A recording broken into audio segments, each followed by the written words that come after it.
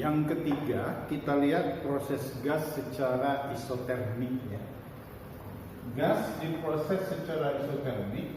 Di sini suhunya tetap, ya, suhu tetap, sehingga delta T-nya bernilai 0. Dalam hal ini proses isotermik, kalau suhu yang tetap, yang berubah adalah tekanan dengan volume. Dalam hal ini tekanan dengan volume berbanding terbalik.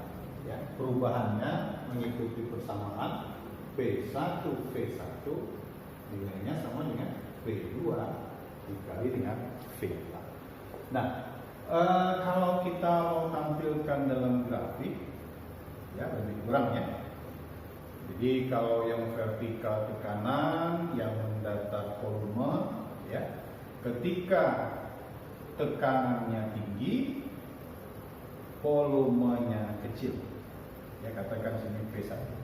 Pada saat tekanannya diperkecil, volumenya semakin besar. Ya.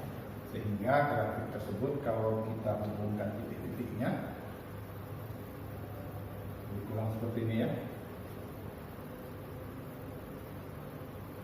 Maka bentuknya seperti gambar. Oke. Bagaimana menghitung usaha? Ya.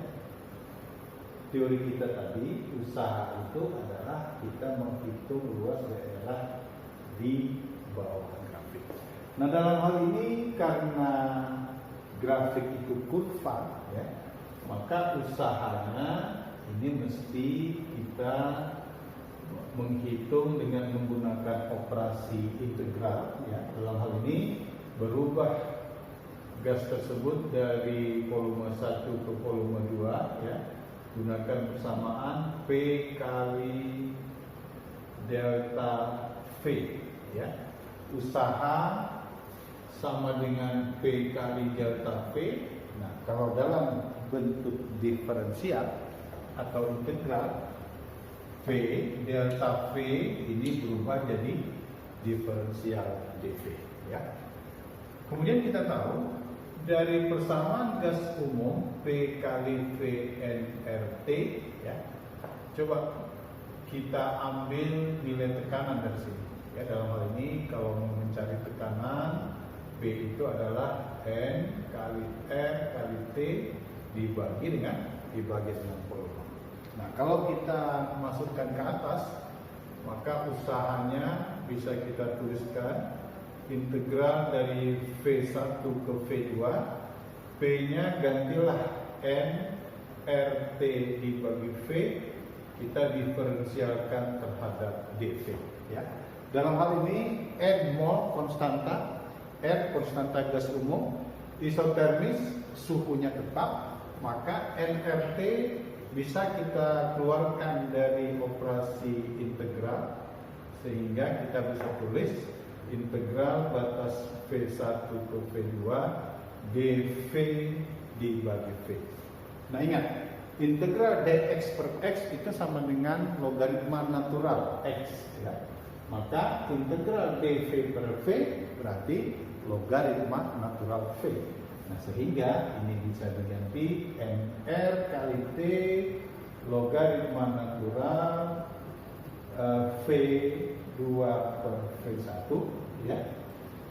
Atau sebelumnya dV per V diintegralkan logaritma natural V, dalam hal ini batasnya V1 sampai V2, sehingga kalau kita jalankan notasi V1 ke V2, kita akan dapatkan usaha pada proses isotermis adalah N dikali R dikali dengan T logaritma natural, masukkan ya, V2 dikurang V1, atau bisa kita sederhanakan menjadi V2 dibagi V1, ya. Inilah usaha yang dihasilkan kalau gas diproses secara isotermik. Kemudian kalau kita substitusi ke hukum termodinamika, kalau adalah delta U tambah W, dalam hal ini Delta U kita tahu rumusnya adalah salah satu 3/2 NR delta T. Isotermik suhunya tetap, berarti delta T-nya 0 ya, sehingga dalam hal ini delta U pada proses isotermik bernilai 0, maka kalau kita substitusi ke atas, kalor yang disuplai pada sistem atau mesin nilainya sama dengan usaha, di mana usaha itu adalah NR dikali T logaritma natural dari V2 per V1. Inilah penerapan termodinamika terhadap proses isotermis.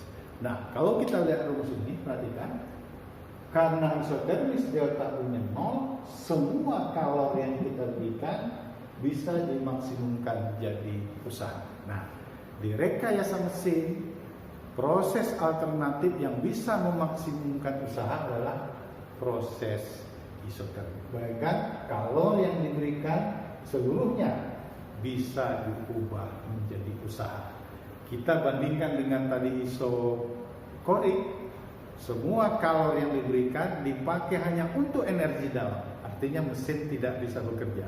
Tapi di proses isotermik, semua kalor, semua bensin yang diisi ke sistem atau ke mesin 100% bisa digunakan sebagai usaha.